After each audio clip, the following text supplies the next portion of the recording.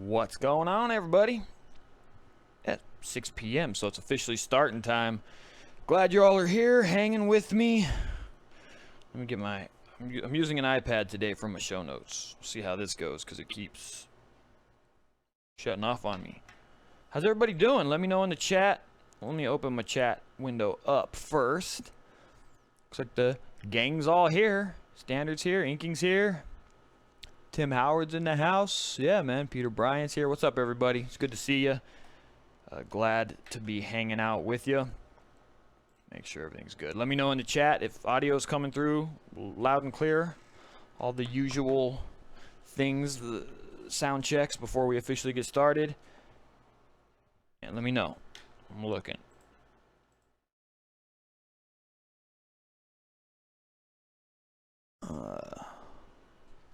So some people can't stay for the whole show, apparently. That sucks. That's all good, though. Yeah, guys, just let me know in the chat as long as the audio is coming through loud and clear. Should be going. Yeah, it says we're moving along nicely. GG. Okay, anyway, as long as we're good, I'm gonna go ahead and get this bad boy started. Yeah, it's not showing. Got popcorn, Red Bull ready to go. You guys, can you hear me? Am I coming through in the chat? Let me know. YouTube says we're good, but I don't know. Yeah, today anyway, dude, I'm just gonna be briefly going over stepping out of your screen printing comfort zones, because you know we all got them. You know we all suffer from getting lazy and kind of resting on our laurels, and we're going to talk about getting out of them, or what we need to do, or why it's such a problem. But before that, I need somebody to come into the chat and tell me that I'm coming through loud and clear. Audio is good. Sweet. Let's get this bad boy started, huh? I'm going to go ahead and roll the intro. Yo, yo, yo, what's going on, Print Fam? It's your boy Cam, and welcome back to the Print Life Live. Jesse's got his face here. What's up, Jesse? You're gonna go? Dude, did you print anything or just set it up? Oh, Jesus Christ. All right, man, we'll see you tomorrow. Okay. What's going on, everybody? It's your boy Cam. Welcome back to the Print Life. It's good to see you. Glad that you're here. Hang on. Close, Jesse, close the goddamn garage door, too. Thank you. Sorry, guys. That probably clipped out on you. Thank you so much for tuning in. Show notes. Today, we're going to be talking about getting out of your screen printing comfort zone. But before we get into that, I don't have any super chat shout outs from last week. Actually, I might, but I didn't check on them. No, we didn't have any last week, so no chat shout outs to you guys. But before we get into the business topic of the day, we're going to go to the Print Life Facebook group, and we're going to do our weekly screen printing independent shop news shout outs. And then after that, we'll do the business topic, and then we'll get into the Q&A for the day. If you got questions, if you got statements, if you just want to get your beautiful voice featured on the show, call into the hotline right now. Go do it. Don't be scared. And we'll get you on the show. What else is happening here? That's pretty much it, man. So, before I get into the Facebook group news, I'm just going to head on over to the chat and see what's going on, what the buzz is. Thank you guys so much for tuning in and hanging with me. If you haven't noticed, I have been doing, well, I uploaded videos the past 2 days. And I'm going to continue to do that through the month of October or until I get bored, whichever comes first. Thank you guys for hanging in there, though, man. It's cool that the upload I did yesterday is like, it hit, and it hit hard. So thank you, everybody who is watching them. Make sure to watch all my uploads. It's important to me. And share them, guys. We need you to share stuff. We need you to share. And like I told you earlier, I'm going to be putting together like a true fam care package for those that go above and beyond to help market and push the Print Life. I'm going to be sending out pins and shirts. I mean, you guys don't really give a shit about shirts, but pins and shirts, they're going to be in there, and certificates and all kinds of other cool goodies that I haven't completely gotten together yet, but I'm going to start putting together a true fam member care packages. It's just one of the many things I'm going to start doing. It's probably in 2019. first quarter of 2019. Thanks, John. Yeah, I chopped it off, dude. No more hair for me. Like clean as a baby's butt. It's so weird to look at. It was stressing me out when I was vlogging on Monday because I could not. When you first get, I'm sure you guys are suffering from it too, but when you first cut your hair, you can't look at yourself because you don't recognize the motherfucker staring back at you. But what's up, everybody? Jason, how are you doing? It looks like I see some people in here I've never seen in the thing before, so make sure if you guys see a newbie or a new person to the club that you give them a warm welcome them into the thing, because as you know, it's hard for me to pay too much attention to the chat. Yeah, that's pretty much it. Let's just get right into the Facebook group, huh? I'm gonna open it up. What the oh man, I'm gonna have to remember my thing too. Oh no. Might be that one. Uh-oh.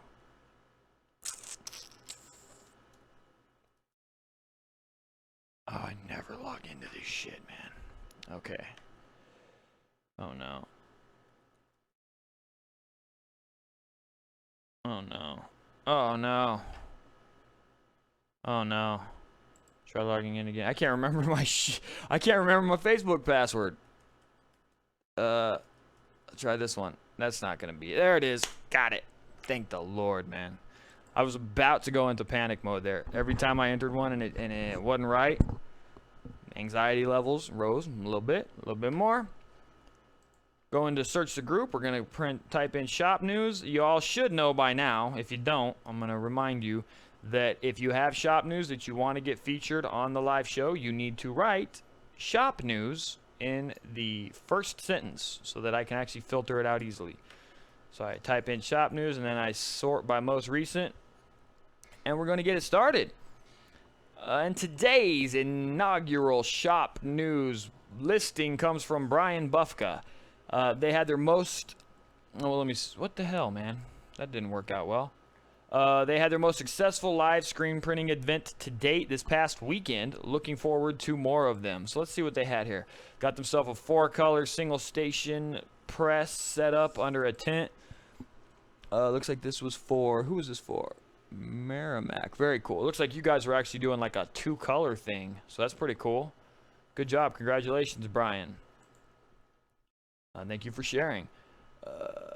What else they got here? They also, this is also from Brian, they bought a new 3D vacuum heat press. We can now do more sublimation items. Well, that's cool. Gigi, will you quit trip? Gigi's tripping. Thanks for sharing, man. Congratulations on that. We also have Desiree McGinty. Big moves happening at the beginning of November. This print family is going places. Stacks on stacks on stacks. Hardware printing. Stay hard. Good job. Thank you for sharing, Desiree. Yeah, man, that's big, a lot of boxes. We also got Victor Bordeaux. Started from the bottom. Now we're still on the bottom. LOL. Starting from scratch. Hoping to toss some paint on these walls soon and floor. Yay for new beginnings. I love that space. I would not paint that, dude. That looks so cool. How big is it? What's the square footage on your spot here, man? It looks real sharp. Love it. Love the raw brick or concrete or whatever that is. Sharp. Definitely sharp. I would love to have a space that looks like that. Christian Chaotic DN. Garage News. Finally decided to upgrade their washout booth. Sold their stainless steel backlit splash all the crap everywhere washout booth on Facebook for $200. And then they bought a 275-gallon IBC tank for $30. Did the light conversion best that they could. Oh, it looks like ultimately they got rid of a stainless steel one and then they just bought a big thing and they made their own custom wash booth. Looks awesome. It's huge. So good job. Thank you for sharing. James Towson News finally got their little red X3D Vastix dryer hooked up. They're going to try to get a review up on YouTube after he plays around with the settings and the heater height. James, what is your YouTube screen name? We'll shout you out. Let us know in the chat if you're watching right now. Yeah, we'll get it going. What else we got here? Brian Washburn. That's a question, not shop news. Lots of questions. Bob Jewell is messing around with one screen. Well, how are you getting the... That's weird. I don't see how this is happening because it looks like multicolors to me. Interesting.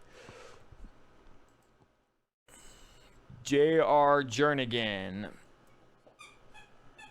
This is all about digital printing. God damn it with these questions, man. Okay, print news from Donald. Okay, Gigi's tripping right now, guys. Gigi, chill. Print news. Today, for the first time, Donald put his hand to squeegee and printed his first two-color tee. Posted before what he needed someone to teach him the basics on screen printing, and local screen printing shop gave him the opportunity to do it, so he's so happy. Mr. Ray, been doing it 30 years. It was a great experience. He's in Crestview, Florida. Looking forward to do it again. Okay, so you had someone show you how to do it, and this was the result. Looks amazing. Good job. Congratulations on pulling squeegee for the first time. More questions, lots of questions. God damn, that's what it turned into. Shop news from Brendan Steams. Making room for the rock, electrical and air ready for installation. Who's this for? Oh yeah, this is from Cape Shark. They sent stickers in before. Apparently they bought a rock from Ryan at one of the ISS shows. So congratulations. It looks like they're getting set up and ready to go. Very cool. Very, very cool. I hope you guys enjoy running that thing. Paul Wah just picked up a BBC Black flash dryer. I think this was done. Yeah, this was on September, so we've already covered this. So shop news was minimal today, but we cruised right through it in 12 minutes flat. Actually, it was probably more like 8 minutes flat, but we got through it. I also went through and so we did all these things with the Print Life Facebook group. We put all these questions in, and we're trying to make sure that anyone that wants to join this group is at the very least following the YouTube channel and has watched at least one of our videos. Because again, although the group can be whatever it needs to be, or whatever it turns into, I still want to at least make sure that it's marketing the YouTube channel, because that was originally kind of what it was for, and for this show. So we've put some things in there, but I went through and approved a bunch of people that had kind of submitted to be on there, but it was pre-new questions, so I just needed to approve them. But from this point moving forward, anybody that's approved in the group is going to have to be familiar with the YouTube channel, and if they don't answer the questions, they're not getting in. So just so you guys are aware, and if people are like, hey, why can't I get in? That's why. So that's that. Any other shop news for me? Let me think. We are still on schedule with the Print Life software to go into beta at the end of October, unless something goes horribly wrong. We will be getting... I'm actually going to do a little bit of a softer version. I'm going to probably just have about 10 of you that already have WordPress websites.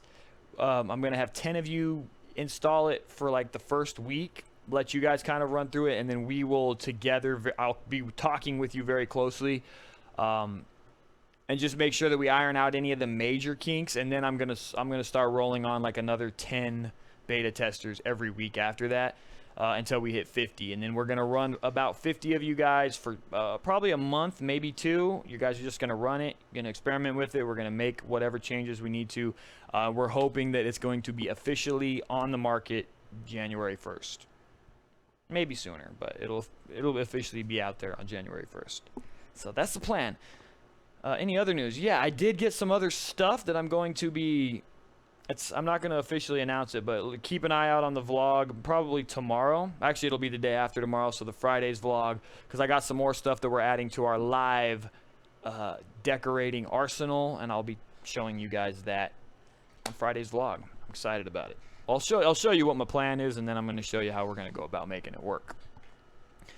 So any other news from me? You know what? Also, why don't we go to the chat? Anyone that has any shop news that they forgot to submit on the Facebook group, why don't you go ahead and submit it into the chat right now, and I will read it. So hurry up and submit that. In the meantime, it looks like my dude, PM Godin, just threw me a $10 super chat. Shout out to you. Thank you so much for throwing some ducats my way for all my hard work. Thank you so much, dude. Appreciate it. Yeah, if any of you guys have any shop news, just go ahead and at the Print Life. Let me know what you got going on, and I'll read it. If not, we're going to go ahead and move on to the business topic of the day.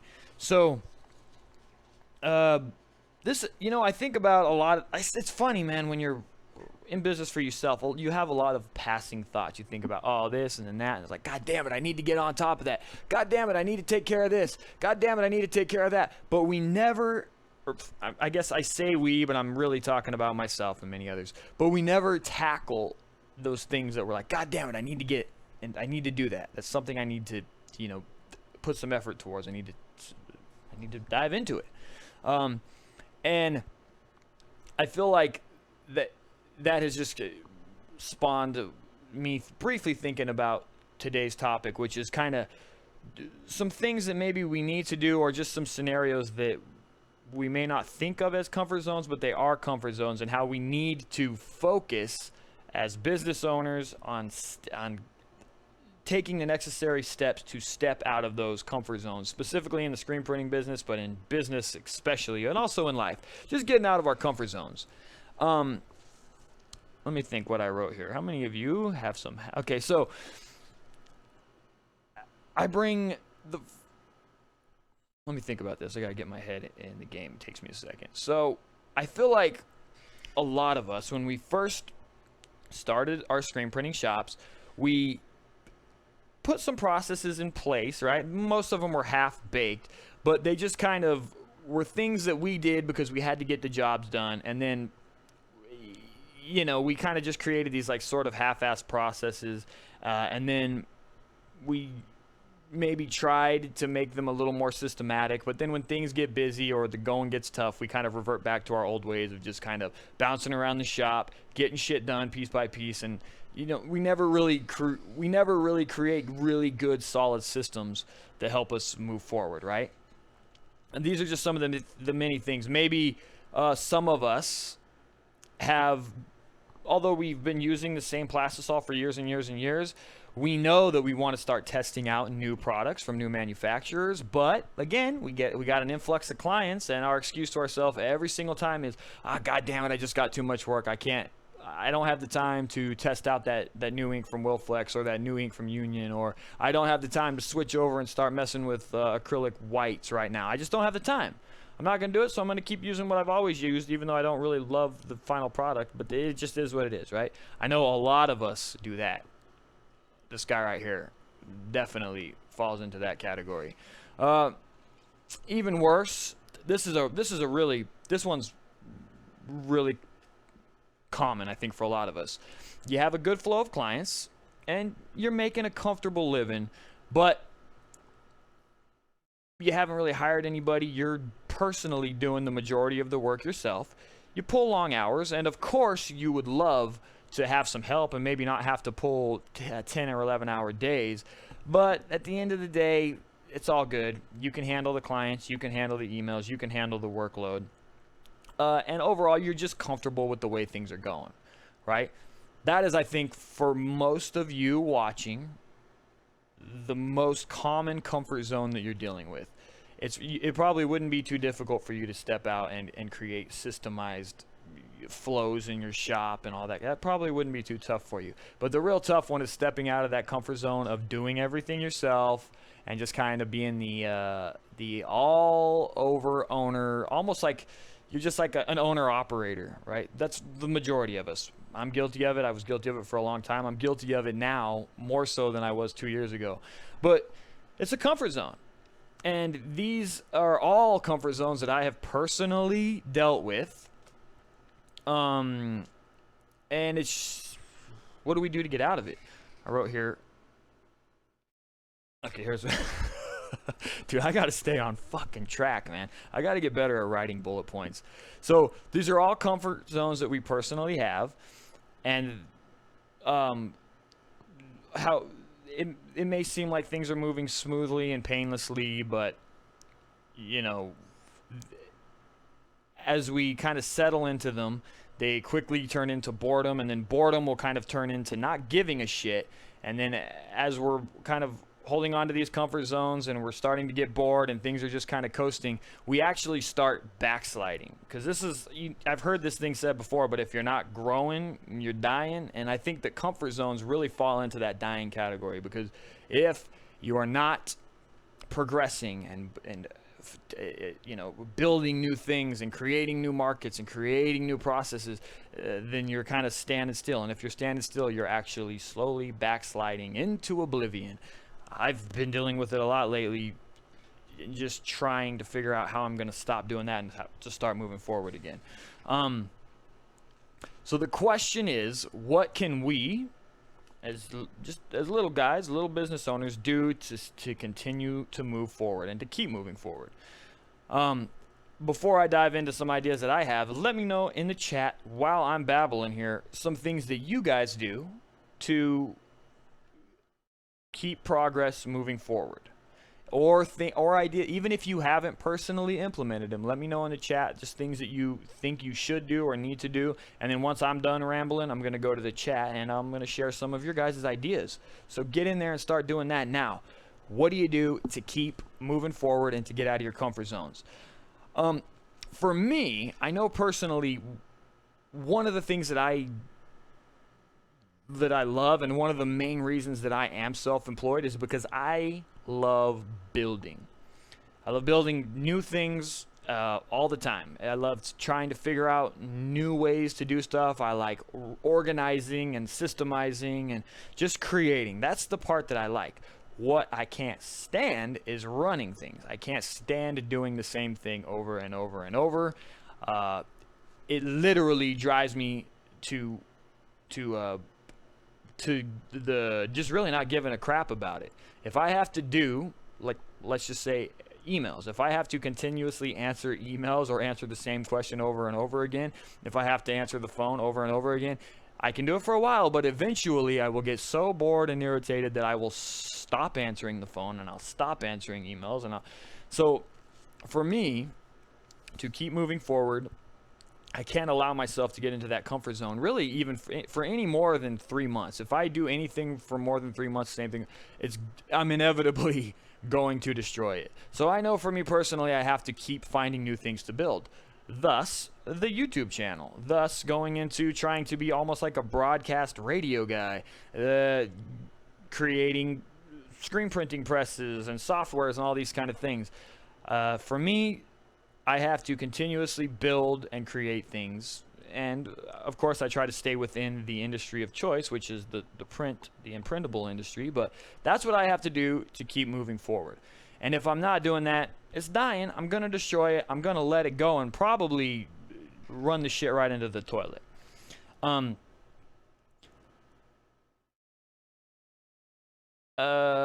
else do I got here? And so I think for any of you guys, if you're like me and you hate running the day-to-days, then much like me, one of our primary goals should be getting a person into the organization that actually enjoys doing that kind of thing. And this is a constant fear of mine, because I pray that those people are out there. I hear that they are, but all I've ever known is people like me that like to create, like to build, but cannot stand doing the same thing over and over again. But we need them. And for us, for those people that are like that, we need to get people into our organization that can run the day-to-day operations. And that would help get a lot of us out of that kind of comfort zone thing. Another area for me that has become a real comfort zone, and I'm sure a lot of you are like this, are our existing client pipelines. So when I started, I created myself a nice little website that generated a lot of leads, and you know, we've had some hiccups with it, but overall it's consistently brought enough work to me that I've never really had to step out and consider new ways to get clients. And over the course of, I shit you not, over the course of the last 5 years, it's kept the work flowing, and it's kept us pretty much at our maximum capacity. So we've gotten enough work that, based on a couple of manual presses, we've kind of tapped it out. But for us to continue to move forward, I got to get out of that comfort zone. I have got to expand into new marketing ideas and concepts, and I have to start pushing myself to learn about new niches or new markets, and then I have to teach myself how to get our services in front of those markets. And not only that, I'm going to have to figure out how we have to expand our production to cater to those markets. So this is all an inevitable next step for me. But I'm comfortable in my current environment. So technically I could continue to do what I'm doing right now until I died, and I would be more or less cool with it. You know what I mean? I don't need a lot. I don't have a desire for big houses and big trucks and cars and hot shit like that other than motorcycles. There's not a lot of stuff I need. So I could seriously sit and continue to do what I'm doing right now for the rest of my life. But like they say, if you ain't growing, you're dying. And when it comes to this particular business, I need to keep pushing it forward, or I'm going to end up leaving the printing business and just moving on to other things. So I've got to keep pushing forward, got to keep pushing into new markets, and I think that the rest of you are probably in a very similar boat. Point of this whole thing is just do your best to get out of to identify what your sticking points are, or your comfort zones. Do your best to identify what they are, and then start taking steps or pushing to just start nudging your way out of that comfort zone bit by bit. I would say, for me, one of the biggest, I've done 2 of them over the last 2 years. The first one was, and this was a hard one for me, was this whole thing that you guys are doing now. So as a young person, I was an editor, but I always wanted to be behind the scenes. I never, ever, ever had any inclination to get in front of the camera. But I knew a couple of things. First off, I needed, it was a creative endeavor that sounded like a lot of fun to me. But I knew that if I were going to take any kind of business or any kind of thing that I wanted to do to the next level, I was going to need to get comfortable with marketing myself as Cam, as this kind of face or this guy of this business. I needed to get comfortable putting myself out there.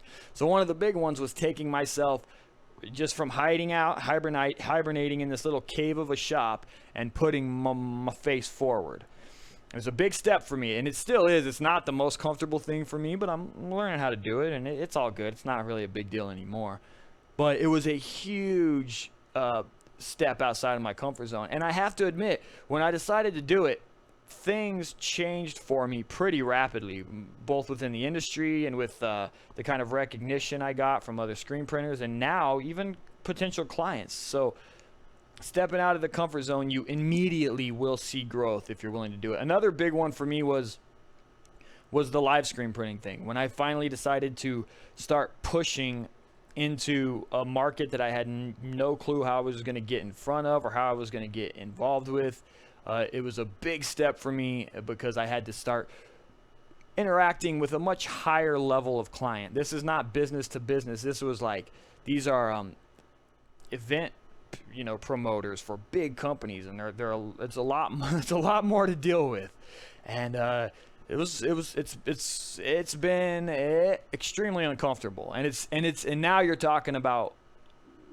I mean, I'm not going to go into the details with it, but let me just say it's very uncomfortable, and it still is uncomfortable for me to this day. So those are a lot of areas that I've really been stepping outside of what I would normally want to do to try to push this business to the next level. So hopefully you guys can do some shit similar.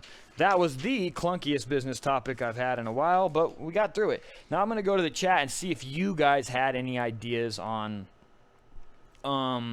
ways that you can get yourselves out of the comfort zone.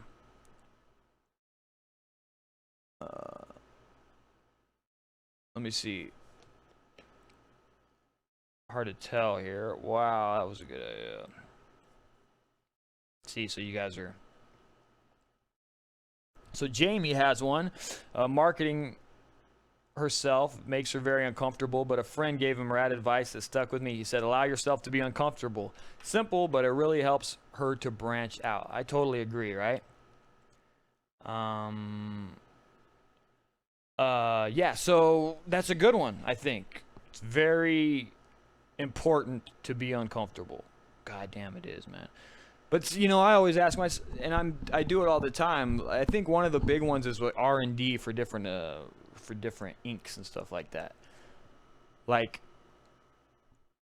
you know, I've recently forced myself to, or me and Jesse, more Jesse, but I forced the shop to start messing with those acrylic water-based inks. But for the longest time, like, we really just stuck with plastisol and never stepped out of that comfort of messing with it. And it's always like, well, gosh darn it, how do you do things that actually become systematic too? Like, it's one thing to like try a new thing. One of the things that I've always struggled with is taking, like, I remember when I first started, I built this whole workbook, like an employee manual, and it had like step-by-steps on how you do this, how you do this, how you do this. You do this first, you know, you apply adhesive, you check your palette distances, you do this, and I had it systematic. But as time goes on and things start to get like serious, like, I remember the workbook would fall off, and then the guys out there would stop adhering to it, and I didn't give a shit about enforcing it because we had other things to deal with. And it's like, how do you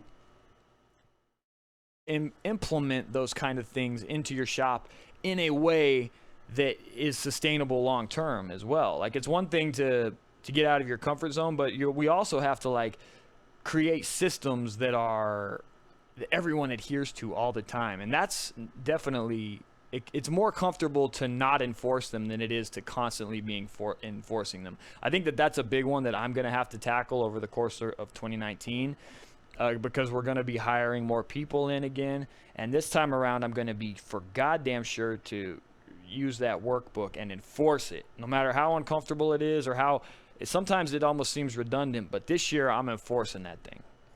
Anyway, gosh dang, man.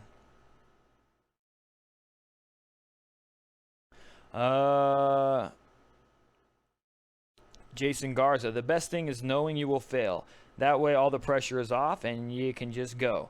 No one has it all figured out. We're all just doing our best. So true, man. This is from Dakar. Cam, can you share the water-based inked extenders and cleanup stuff you use and the emulsion for water-based inks?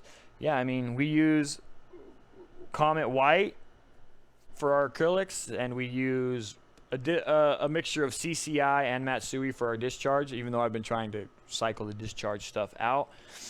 And then for our emulsion, we're currently using CCI's VPR. I love that shit because it holds up well to medium run water-based. It's a very universal emulsion, and we love it. And this one's from Sean Donnies. I find the best way to get out of your comfort zone and make changes is to just do it and not look back. That one is easier said than done. That's almost like a cliche statement. You know what I mean? Because I say that to people all the time. Like, just do it. Just do it. But there are certain things, like what I was talking about earlier with the workbook. Like I said, it's more comfortable to not enforce that system. But when you know that that's the only way that you're going to take your shop from, like, let's say a B level or a C level shop to an A level premium kind, you know, the only way you're going to get there is by creating standard practices. Dude, it's like, it's easier said than done. I'm going to do it, of course, but man, sometimes it is easier than just like forcing. It's more than just forcing yourself. It's almost like you have to adopt a new philosophy on life sometimes. And y'all know, man, it's easier to form bad habits than good ones. Like, it's all good. You can dabble in good habits for a while. But one thing I've noticed with myself is eventually I always revert back to the easiest way of doing things. But anyway, I could talk about that shit forever. Also, quick question. Can you mix plastisol inks like acrylic paints to get a certain color? Yeah, you can mix. Yeah, for sure. Yes, you can. Anyway. All right, guys, that's it for the business topic of the day. It's super clunky, but we got through it. Let's move on to the Q&A portion of this bad boy. Thank you guys for listening. I was reading some comments here. It is very hard for me to do this thing and then pay attention to the chat, especially when a lot of the conversations in here are like kind of almost disconnected from what's supposed to be going on in the show. How much was all of that, Arturo? Anyway, let's get into the Q&A portion of this thing. So if you have any questions, go ahead and continue to submit them in the chat of this bad boy, or call it into the hotline. I'm going to go and check the hotline real quick. Why does it log me out every goddamn time? Let's see if anyone called in any stuff. It was more hot in the beginning, but I think it's like the same people here, so less and less people are calling things in. But we did have one voice chat, so let's listen to it. What's up, Cam? Madison Smith here. What up, Madison? Thanks for calling. So I bought a shitload of the S-Mesh, mostly 150. I got a decent amount of 225s and 180 to mess around with. Did you pop a bunch of them yet? Because our first time around, dude, Jesse was popping them, dude. It was like a hip-hop concert, bro. The motherfucker was just popping. Not very many of the 180, though. But anyways, I'm liking it a lot, and I'm wondering, can I just go S-Mesh all the way, or is there any reason to keep the old mesh, anything that the old mesh might be better at doing? Would love to hear your feedback on this. Thanks very much. You know what? That's actually a What's really up, good question. Cam? Madison Smith. That's a really good question, Madison, and I don't have 100%. I don't have a full-blown answer for that yet. We cycled most of our old stuff out. We cycled all of our 110s, our 160s, 180s. The only thing that we hung on to was like our 305s, our 280s, you know, some of our higher mesh stuff. But I don't see any, from what I can tell, I don't see any reason to keep a traditional 110, whether you're going to do a high density or whatever you're going to do. I think the 150 S meshes will cover it fine. We haven't done much experimenting with like some of the higher, like the glitters and stuff, you know, like where you might need like an 80 mesh. I don't know if they even have like a 110 S mesh. I never even considered getting one, but overall, I think you can more or less replace your stuff, man. From what we can tell, you can.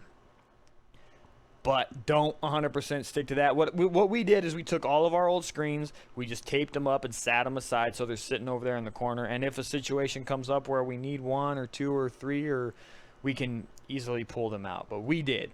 From 150s and the 225s, we pretty much just have been using those almost exclusively. One thing that I would say is that it almost, like if you're doing overprints, you know what I mean? It's almost like they can almost let too much ink through sometimes, whereas the traditional meshes like a 280 or a 305 are almost better for overprints. I don't know. We're still experimenting with it, man. But what I would like is for you to let me know if what your findings are with that, because we're still trying to figure it out. But thank you so much for calling in your question, dude. You know, I guess I feel like I have to reiterate this, man. For anybody that's tuning in to this one for the first time, or you've been tuning in for years, I am definitely not a screen printing expert. I'm an experimentalist that's constantly trying shit out and coming up with my own opinions on things.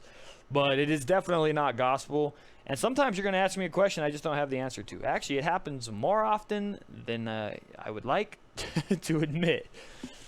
But I got no problems admitting that I'm not an expert, but I'll give you my best input, and hopefully it helps you along your way. But I also love to hear what your findings are, especially in my YouTube videos. If you have experimented with things and you have a different opinion on some things, I love to hear it, because if I ever hear any new information, I always try it out, and I come up with my own opinion on it. So yeah, but thanks for calling in, Madison. That was an interesting question. I'll let you know as we figure that stuff out. Let me go back to the chat and see if we have any new questions. One from Sean.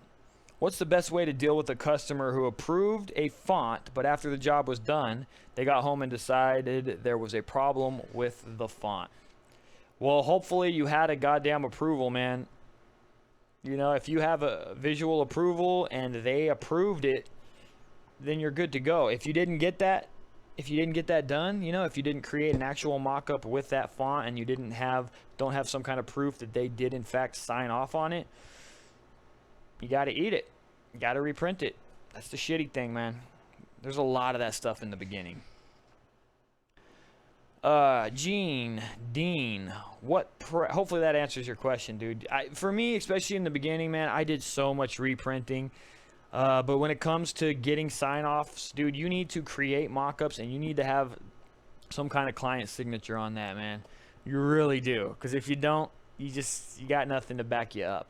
And even then, a lot of the times, even nowadays, if they're really pushing it, sometimes we'll still do the reprint. You know what? You're in the service business, man. And it sucks to be in the service business sometimes, because sometimes you just eat shit. You know? You just hope that your numbers are high enough and that you're doing enough that that's more of an exception, that's not the rule, that not all of your clients are doing that. I have found that when you charge a little bit more and you're starting to ask a little bit more for your services, those errors are less likely to happen because you take a little bit more time on them, but also it's a different level of client, and it's crazy, the ones that pay more are almost less of a pain in the butt. It's a very strange phenomenon, but I have found that to be true somewhat. Hopefully that helps. Hey Cam, this is from Gene. What would be the ideal press for doing live events? My wife wants to give it a shot. Thanks, Gene. That Vastex, the V1000 that we have, it's a single station 6 color. That one's a pretty good one. Ryonet has a lot of good tabletop presses. They even have like a dual station press that you can easily lug around to events. So there's actually a lot of really good ones on the market. Also, Vastex just released a much smaller 4-color tabletop press. It's white. I would definitely look into that. That one's pretty sick too. So anyway, cool. Approvals must be done. That is right. That's from Jason. Why you cut off your beard? Because my beard was driving me crazy. And I just like to change it up. It's funny, I don't like to keep up appearances, which is actually a horrible idea. I should really find a look and stick with it, because that's like branding and marketing 101. Steve Jobs did it. Every good marketer or person that's like, you know, in the public finds a look and sticks with it. But I hate having to keep up appearances, and I don't like having to look a certain way. So that was honestly the real reason why I did it. This is from John. Cam, I watched one of your videos titled High Density, but you didn't finish the project in the video. How do you make a high density screen? Well, I actually just did a vlog not too long ago, and I reached out to Mad Specials to talk to him about some of his tips and tricks.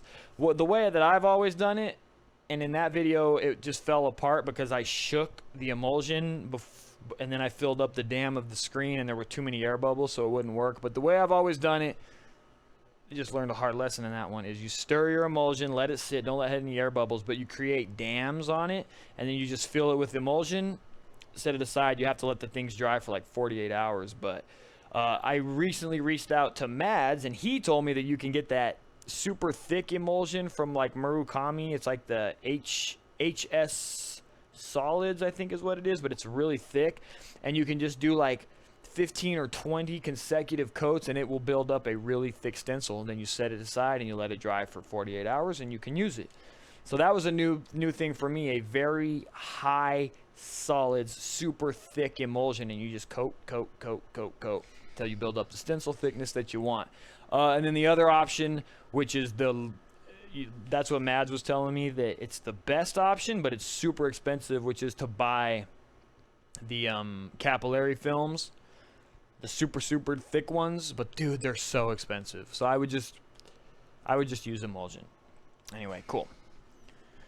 This is from Jamie on the super chat. Okay, thank you so much, Jamie, for the super chat. Can you please talk for a minute about how you got into live printing? How do you deal with the water-based evaporation during curing and ventilation issues? Well, I'll try to talk about it a little bit. As you guys know, I'm very tight-lipped about live screen printing because I've put so much of my money invested into certain parts of it that I've just been kind of greedy with the knowledge on it, and I'm probably going to be for another year or so. But first off, what I would say is with live printing, don't use water-based. That's insane, because with water-based, there's just going to be too much downtime. There's too much drying issues that can go on. I would never do live screen printing with water-based ink. No goddamn way. There's just no way. So we cure it with a portable dryer, there's the Vastex V100 that it's a small conveyor dryer. That's the best way to do it. So if I were doing live events, that's the only way I would do is with Plastisol. Another little trick that we found is to add low cure additive to your Plastisol. It does have some issues with the Plastisol. It makes it not as opaque and stuff, but it lowers the cure temperature, which lowers cure times, which means you can crank them out faster. There's a little trick for you right there. But other than that, man, in terms of how you get the business and all that kind of stuff, I will be forthcoming with that sometime in the next year, but we just haven't gotten enough clients yet, and you know, I built this whole ecosystem around being mobile, and because all the local printers are snatching up all the local work, it kind of like destroyed the market. So I just got to get my hand in a few more of them cookie jars, and then I'll be more willing to share. They approved it and they were happy till they got home. Yeah, Sean. So if they did approve it, this is in regards to Sean's earlier question about how he deals with, or how I would deal with it if the customer decided that they didn't like the artwork. You know what, man? There are a lot of clients out there that pull that kind of crap on you all the time, and a lot of it is just because they're trying to get free stuff. You can, I mean, it's a balancing act. My go-to is just to say, all right, well, you have them bring them back to you, and you tell them you'll reprint it with the right font. That's my go-to almost every single time. A lot of the times what you'll find is that clients are trying to get you to say, okay, well, will you deal with that if I give you this kind of discount, right? Or are you willing to deal with that font if I give you 30% off? A lot of what clients are trying to do is get you to offer a discount for them to keep it. So what I have found that you need to do is just say, all right, well, go ahead and bring those back. We're going to do a new font. We'll reprint the job for you, and we'll give you the new shit. And you may find that they go, okay, well, then they'll kind of be more forthcoming with what they actually want, and you can get to the bottom of it. Because most of the time what they really want is a discount. And they're trying to put the blame on you so that you feel obligated to do a discount. So, I don't know. That is more than likely what's happening, dude. Especially if they approved it. But again, at the end of the day, dude, the customer's always right, and you are in a service-based business, which means you have to give stellar service, even if the client's fucking you sometimes. You know what I mean? But it's up to you, dude. I don't know. If it were me, I would just do a reprint. Yeah, that is from Doc. He gave me like a tiled thing, and he sent it to me, so I put it all together, and I think I shouted him out in the vlog. But yeah, pretty cool. Yeah, he gave me it. There's a bunch of sheets, and I had to like stitch them together. I used to make posters like that all the time, doing the exact same thing, the tiling process. I want to get a big like banner of the guy, and you know, put him on the whole back wall here, but I'm not gonna do that yet. Pedal to Shins. In your opinion, what's the best price to charge for a shirt with one graphic? I threw my likeness in one of my shirt, beard, and all. LOL. I threw my likeness in one. You mean like from a retail level? Like what should you charge for a shirt that you printed retail? If that's the question, to me, man, like t-shirts right now, premium t-shirts that aren't on closeout. Like if you look at any major brand that's selling a t-shirt that's in their current lineup for that season, they're between 28 to 40 bucks. So I mean, my minimum on a current season graphic would be a minimum 28 bucks. That's where I would start, but I'd probably be more in the $32 range. Dude, the price of garments have gone up, especially for American printed stuff. Anything that's premium retail, that's where you're going to be at, in my opinion.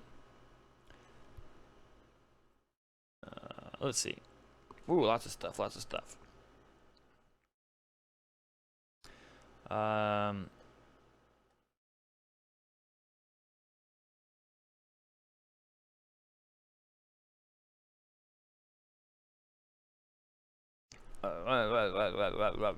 else we got here? Yeah, so we've got other people chiming in, Jesse or Jamie, in terms of the live stuff. Yeah, everyone, they all got the right idea. Just Plastisol's the way to go. And like I said, add a little bit of low cure additive to the Plastisol. It cures faster, and you can crank through them a lot quicker. What brand is the blue tee in the back? This is actually All Style. It was just some stock we had laying around. But yeah. You know, I feel it's funny because everyone keeps asking about the live screen printing thing. Everybody wants the damn press and this and that. And I feel shitty about being so greedy with it, but it's just not the time, guys. Not for me. I've put too much, like building that press, dude. Oh my God, it was so expensive. And so it's just like I've put so much into it. I need it to work first. I need it to work for us. But yeah, hopefully that helped. That little tip helped. I would definitely be using Plastisol, Jamie.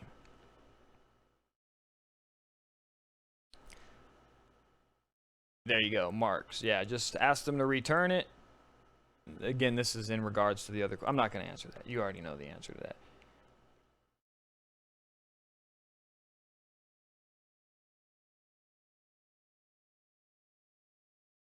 Bearded, I was looking into printing 5-panel hats. Catspit sells a screen printing device. Have you had any experience using one, or do you think HTV would be a better route? HTV. Oh, these abbreviations, dude. I forget abbreviations all the time. Heat transfer vinyl is, yeah, that's what it is. So heat transfer vinyl works good. I hated it. I have a hat press. Hated it because it leaves like this ring around the crown of the thing. No matter what you do, man, it just leaves that like heat ring. So I refuse to do it. But and if the clients don't really care about that kind of stuff, yeah, heat transfer vinyl is really easy. Those screen printing hat presses, they work good for like the foam fronted trucker stuff, but I won't do it. Any of that kind of stuff that's too like finicky, I just don't like dealing with it. You know what I mean? And it's like you end up, it's not very consistent, so you end up having a lot of throwaways. So I just don't like doing it. But yeah, I would try it. Those little hat jigs aren't that much money to get set up with, so it's something that you can pull off pretty easily, I think. I just don't like doing anything that is like, and I experimented with a lot of that stuff in the beginning, but anything that's too finicky is just, it'll suck all of your valuable time right up. So like those hat things, a lot of the things like jacket tie downs and shit like that, like we'll do jackets and they're not that complicated to do, but I really hesitate taking anything like that because it's just so finicky, man. And the cost of those kind of things, like, dude, jackets are so, like, they're so expensive. If you misprint one, it's just such a, it can destroy any of the margins that you had. So I just like to keep shit straightforward, man. What I really want to do is get into paper printing, because even if you're printing on premium like French paper and stuff like that, it's still nowhere near the cost of a damn garment. God, I miss paper printing. So much more fun. Building a store. Oh, this is interesting. So this is from Tim Howard. Not really a question, but I think you should look into the book Building a Story Brand by Donald Miller. It's a book all about marketing. Yeah, I've seen that one on Amazon. I've almost bought it. I have so many goddamn marketing books, dude, and I'll check that one out too, but it all really kind of focuses around that same concept of finding your niche and then figuring out how to get in front of them, right? It's like marketing 101. So, but dude, there are always some good tidbits in each one of those books, so I'll definitely check that one out. I'll buy it. If someone gives me a recommendation, I typically buy it. One of the best ones that I've actually read, because it was more of a case study, was the one about Harley Davidson, surprisingly enough, because it kind of tracks you through what they did and how they took it from a failing business in the 80s, right, when they were owned by AMC, and then how they like blew it up using really basic marketing principles. It's like a really good case study. Oh, by the way, so I've been watching this YouTube. Hang on, I'm going to give you guys a little recommendation for YouTube channels. And I am not an advocate for like fucking how-to gurus, you know, and all of these business assholes that like tell you. I even hate when I kind of do it on these live shows and stuff like that. So I can't stand it. But there is this YouTube channel called Valuetainment. And within that YouTube channel, there's this one guy, he's like Middle Eastern, and he does all this crazy stuff, how to be this, how to be that, whatever. It's good enough. But what is really cool on that channel are these case studies that this one guy does. And I can't remember what he calls himself. Just check out Valuetainment on YouTube, and then look for the case studies things. These case studies are amazing. They tell you all of the interesting pitfalls of all these big, gigantic companies. And one of the takeaways that I had from it is that, like, and Steve Jobs has mentioned it too in some of his things, is that you really start to see that even these big companies, man, that just seem like they're filled with the smartest people in the world, dude, they're all idiots, and they all fumble through shit. Just like we are. They're just fumbling through shit on a much larger scale. And what these things are helping me to understand is that, like, dude, we can all do this. Whatever we want to do. So anyway, go check out Valuetainment. Listen to a bunch of their case studies, whatever one piques your interest. and I feel like it will kind of expand a lot of your horizons. And what it did for me is really made me feel like, Jesus Christ, we're all kind of on the same level of idiocracy. We're all kind of on that same level. We're just fumbling through shit. So we can do it. We can all do it. You know what I'm saying? So go check that out. Anyway, that's kind of digressed there, but I feel like you guys will really enjoy that. What headset am I using? This is the Audio-Technica BPH-S1. So I bought 2 of these because I was planning on doing a bunch of stuff with guests and shit like that. But then as I started thinking about it, logistically, that's going to be a pain in the ass. I actually have a really cool plan for 2019 and how I'm going to be doing this live show, this interview podcast thing. It's going to be a lot of fun, and I may be coming to a city near you. Basically, I'm going to be taking this thing on the road next year in a very fun way. So hopefully you guys get into that. And anyway, cool. Cam, hey brother, what's up? Temple Shalom, what up? What up? What up? How's the new Eminem album, Cam? Still on your playlist? Yeah, I like the M album. It was pretty good, dude. I was more intrigued by the thing between him and MGK. That was very intriguing because I knew it was going to happen. I knew when M did it, I knew some rapper was going to come back at him. I didn't know it was going to be MGK, but then I knew that M was going to use that to, you know, it's all just a gigantic marketing ploy, and I love it. It's another thing, like we were talking about comfort zones, man. Like, even I, you know, as a smart, if you're in my personal opinion, and this is a little bit crazy, and it kind of starts to get into like that whole YouTube controversy thing, but one thing that I know is in the social media or just in the media environment in general, the thing that gets you the most recognition the fastest is controversy. And I will say this. In my YouTube channel, it was maybe last year, I had a little bit of controversy when I bought something from another screen printer. And this little bit of controversy, it stirred up something in people that watched the channel, and it stirred up people on each side of the fence, and it ended up like my channel grew from that little bit of controversy. And I was like, I got my hands off it because it frightened me because I wasn't ready for that kind of thing. But marketing 101, if you want to get your shit out there, man, you got to stir up some controversy. It's the quickest way to get recognition within a market. It can make you look really bad, you know, but if you're just trying to get your name out there, controversy is the game, dude. And watching Eminem and MGK put on, it was a clinic in beef marketing, dude, and they put it on like no one's business because they blew up the social media world for it lasted almost 2 weeks. That's a long time in social media terms, man. So it was a really cool clinic, and I enjoyed it. Anyway, what is this? Tom Howard at the Print Life. Okay.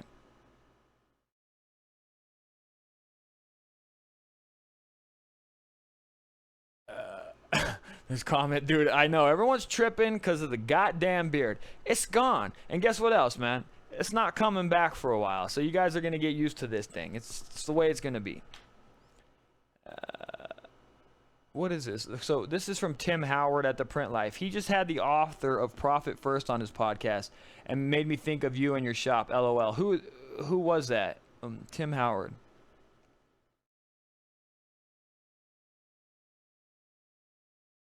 Oh, okay.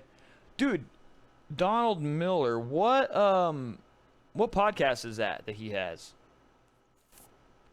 Anyway, yeah, let me know. The Profit First thing, oh my gosh, guys. Hopefully you guys have started using this thing. It's crazy. Profit First is a goddamn lifesaver. Not only have I been putting we run super lean doing it this way, and my operating balance is always like on the verge of zero, but I am just consistently putting dough in the profit and in the tax accounts. It's crazy. It is honestly that Profit First system. If you stick to it, and you truly stick to it, it will turn things around for you. It teaches you how to run lean. It teaches you how to own. If you're limiting your operating expense account, to as much as you possibly can, you will just stop spending. You'll stop frivolous spending. And the whole time you're stopping the frivolous spending, you're throwing dough in the profit account, and that thing just keeps multiplying. It's beautiful. You all should be reading Profit First and implementing it to some degree or another. You don't have to go full bore the way that they recommend it, but just having your 4 accounts is life-changing. It was for me. Come to Tijuana, I might, man. That would be cool. Jason, BP Designs. I'm pondering partnering up with a friend. Somehow I know I won't be bent over with it. Oh, yeah.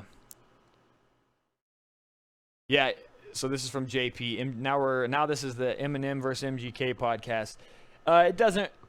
MGK was a joke against M. Know what I'm saying? But they both benefited. MGK was really just a small blip on the radar before this, but this controversy blew him and Eminem up, and I would not be surprised for a damn second. Maybe not, but I wouldn't be surprised if they were in cahoots with each other for the whole thing. They probably weren't, but it wouldn't surprise me. I do think that Eminem put this out knowing someone was going to come at him, and he was completely ready to slam whoever came his way. Jamie, Cam, come to Portland. We have a bunch of print lifers here. Yeah, I'm gonna. It'll be cool. I'm gonna do kind of a tour with this thing, but I think it'll be really cool. It's all good. Cam, you look better. Don't worry, I only like girls. Thanks, dude. I'll take that as a compliment. All right, guys. Got to run. JP's out of here, so he's peacing out. So say bye to him, guys. Print Life. Building a Story Brand is the name of the podcast. Okay, so Building a Story Brand is a podcast. I will definitely check that out because podcasts are the shit. I like them more than books lately. Especially, man, some of them are so good, right? Yeah, thank you for that recommendation. I thought it was a book, so I will definitely listen to that.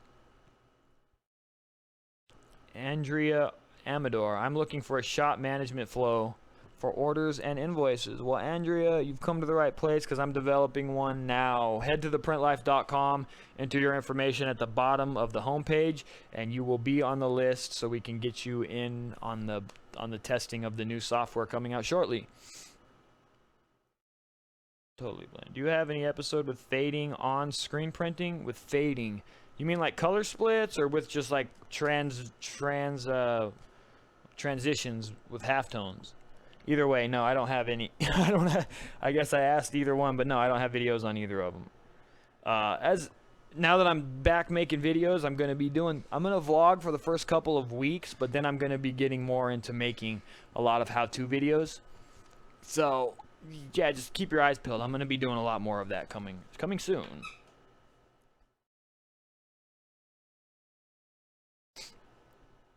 How do you prepare to take orders online from just being a local business? How long until you took orders through the internet?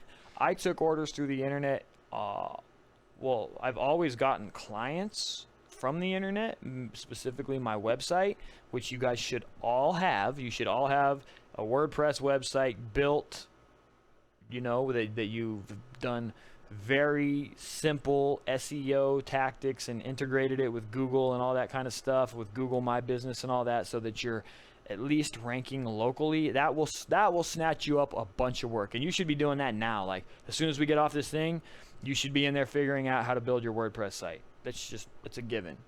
And then I started taking orders through the internet instantly, but it was such a hassle because I was using Gmail and I was using QuickBooks for my invoicing thing, and then I switched over to a bunch of the industry software, and none of it worked well for me. So it's just managing clients is a pain in the ass. There's so many moving parts. Takes a lot, man. Takes a lot. There's a lot of systems out there that'll try to help you do it, but it's a tough one. Managing them is very, very tough. Yeah, that's pretty much all there is to it, guys. And it's it's 7:08, so I think we can pretty much wrap today up. Thank you guys so much for hanging with me. There's a book and a podcast by the same name. Okay, good to know. Thank you so much for that info, Tim. Ooh, I just got tired. So Cam's real sleepy, which means it's Cam's gonna sign out, everybody. Yeah, that's pretty much it. Thank you guys so much for hanging with me. let's do the social thing. Make sure to follow me at Cam Earven on Instagram and Twitter. If you're not doing that already, do it now. Make sure you've hit subscribed and you've dinged the bell on YouTube, because they've changed their whole thing. You have to have hit the bell and you have to hit give notifications, or you won't be notified when I upload a new video. So make sure you go and do that as soon as you end with this thing. Also, the podcast, make sure that you give a 5-star review and say something nice in the review section on Apple iTunes. That is it for me, everybody. Thank you so much for tuning in, and thank you to everybody that gave me the super chats. I'll be sure to shout you out again next week. Thank you for all your questions. Thanks for the kick-its. We'll talk to you soon. Peace out, Print Fam. Peace.